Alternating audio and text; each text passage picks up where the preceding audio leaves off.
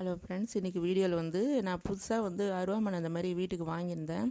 அது எப்போதுமே நம்ம வாங்குகிற புது அருவாமனை வந்து புதுசானா பார்க்க தான் அப்படி இருக்குமே தவிர துரு இருக்க தான் செய்யும். துரு பிடிச்சிருக்கும், சிலப்போ மழுங்கியும் இருக்கும். நம்ம தான் வந்து அது சாணம் பிடிச்சிட்டு வீட்டுக்கு யூஸ் பண்ணுற மாதிரி இருக்கும். இது வந்து நம்ம வீட்டிலே கல்லில் தீத்தியாச்சு. இப்போது வந்து நம்ம அது எப்படி க்ளீன் பண்ணிட்டு யூஸ் பண்ணலாம் பார்க்கலாம் அப்படின்னு சொல்லிட்டு, சரி இதை வீடியோ காட்டினா எல்லாருக்கும் யூஸ்ஃபுல்லாக இருக்குமேனு தான் இதை நான் வீடியோ இப்போ எடுத்துகிட்ருக்கேன். இது முதல்ல நம்ம என்ன செய்யணுன்னா, நம்ம துணி சோப்பு வேண்டாம், நம்ம வீட்டில் விம்லாம் இருக்கும் பார்த்திங்களா, அது இல்லைன்னா சபீனா அதை போட்டு நல்லா நம்ம வந்து இரும்பு நார் ஜாமான் தேய்க்கும் பார்த்திங்களா, அதனால நல்லா தேய்க்கணும். அப்போ தான் துரு வந்து நமக்கு நல்லா கம்ப்ளீட்டாக விடும். இப்போ நான் தேய்க்கிறேன் பாருங்கள்.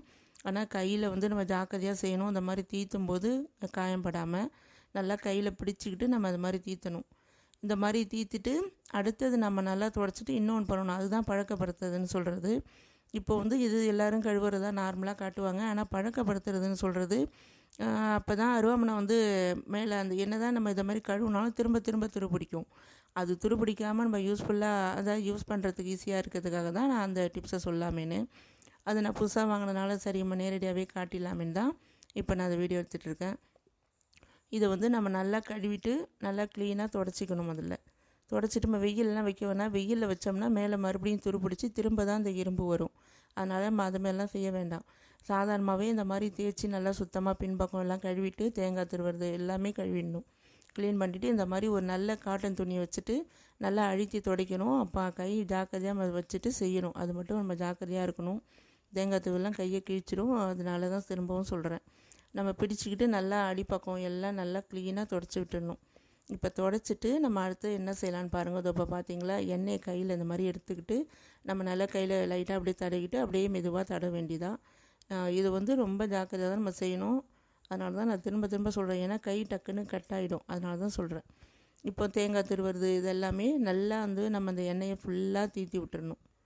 தீத்தி விட்டுட்டு நம்ம வந்து திரும்பவும் அந்த மாதிரி துடைச்சிக்கலாம். இல்லை அப்படியே வேணாலும் நம்ம கட் பண்ணலாம். சிலப்போ வழுக்கிற மாதிரி இருக்கும். அதனால் வந்து நம்ம துடைச்சிக்கிறது நல்லது தான்.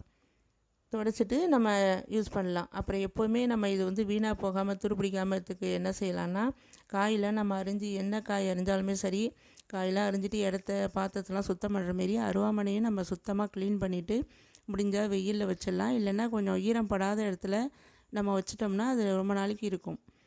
அது வந்து நான் வந்து 10 வருஷம் கிட்டத்தட்ட நான் போன தடவை வாங்கின அருவாமனையை நான் யூஸ் பண்ணியிருக்கேன்.